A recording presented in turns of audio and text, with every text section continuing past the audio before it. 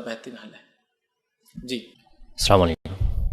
फैज़ भाई, मेरा सवाल है कि किसी को अगर जीन लगता है तो उलमा के पास में जाते हैं, तो वहाँ पर होता यह है कि उनको पीटा जाता है और मारने के बाद में पूछा जाता है कि भाई जीन कौन है, मुस्लिम है या गैर मुस्लिम है।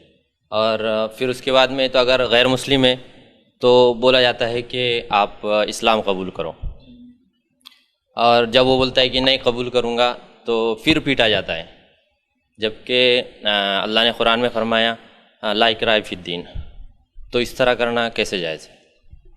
भाई ने सवाल किया कि बहुत सी बार जिन जब आता है तो बहुत सारे मालेज उसको मारते भी। अगर हाँ कुरान हदीस के मुताबिक कोई शख्स इलाज कर रहा है, बवक्त ज़रूरत वो जिस पे इलाज कर रहा है उसको मार भी सकता है। अल्लाह इब्न तैमिया रहमतुल्लाह ने एक पूरी किताब लिखी जो मजमू अल फतावा का एक हिस्सा है, अल जिन बोलकर, द डेविल बोलकर उसका तर्जुमा भी हुआ है जिनों की ताल्लुक़ से। उसमें उन्होंने बहुत तफसीलन गुफ्तगू की और कहा है कि बहुत सारे ऐसे लोग हैं जिनको बग़ैर मारे कि जिन उनसे निकलता नहीं। पहले तो जिन को कुरानी आयत पढ़ी जाए, जब वो अंदर हाजिर हो तो उसे समझाया जाए, इस्लाम की दावत दी जाए।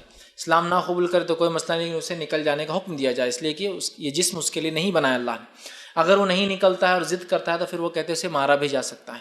ऐसे तजुर्बात वो लिखते हैं कि हमने लोगों को मारा और मारने के बाद जब उनसे पूछा तो उन्होंने कहा नहीं शेख आपने तो हमें कुछ भी नहीं किया। मतलब ये है कि जब जिन इंसानी जिस्म में होता है और उसे अगर मारा जाता है तो वो मार जिन को लगती है, इंसान को उस वक्त नहीं लगती है।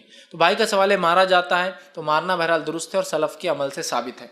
दूसरा, क्या मार कर इस्लाम कबूल कराना चाहिए कि इस्लाम कबूल कर? तो याद रखिए आप इस्लाम की दावत दे सकते हैं लेकिन उसको मार कर इस्लाम कबूल नहीं करवा सकते। हाँ, अगर वो जिन कहता है कि मुझे जिसने भेजा वो एक जादूगर है, मैं जादूगर के कब्जे में हूँ, इसने इस पर जादू किया है, जब तुम पढ़ रहे हो तो जादू टूट रहा है तो मुझे आना ज़रूरी है। जब जादू का असर टूटता है तो जिन दाखिल हो जाता है, फिर बात करता है, तो मुझे जादूगर नहीं छोड़ेगा, मुझे जादूगर मार देगा, मुझे जादूगर जला देगा, तो तब आप उसे कह सकते हैं कि तू अगर इस्लाम कबूल कर लेता है तो मैं तुझे एक ऐसी चीज़ बताऊंगा जिसको अगर तू पढ़ेगा तो तेरी हिफाजत भी उससे होगी।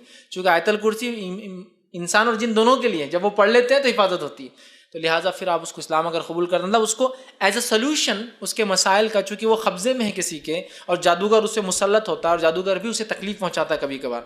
हालांकि जिन लंबी जिंदगियां जीते हैं और जब जादूगर बूढ़ा होता है तो वो भी उसको बताते हैं, फिर अपना बदला चुकाते हैं, लेकिन फिर भी कभी एक फेज़ होता है लाइफ का कि वो जिन जो मौक्किल बन के दिया जाता है वो खुद किसी एक बड़े जिन के इन्फ्लुएंस में दबा हुआ होता है, गुलाम बना के रखा हुआ होता है और वो इस जादूगर के माथे दिया जाता है उस जिन की तरफ से, और ये जादूगर उस जिन को शिर्क करके खुश करता है जिसकी वजह से ये जिन बेचारा इसके कब्जे में रहता है एक तरह से, लेकिन ये किसी और के कब्जे में रहता है ऑलरेडी जादूगर, तो मजबूर रहता है। उसको ये बोल सकते हैं कि अगर तू इस्लाम कबूल कर लेगा तो तेरा वो जादूगर का असर ख़त्म हो जाएगा, तू बच सकता है, तेरी हिफाजत अल्लाह ताला करेगा, उसका ईमान डेवलप कर सकते हैं, बना सकते हैं, वो तो हो सकता है। लेकिन हाँ, जबरन ये कहना कि इस्लाम कबूल करके निकल अब तो जिस्म से, मैं कहूँगा ये तो दुरुस्त नहीं। हाँ, दावत इस्लाम दी जाए, नजात का तरीक़ा बताया जाए, बचने का हल दिया जा सकता है, लेकिन उसे ज़बरदस्ती इस्लाम कबूल करवाना दुरुस्त नहीं। और वैसे भी वहाँ भी कह दे तो आपको क्या पता चलेगा, बाद में छोड़ भी दे तो, है ना।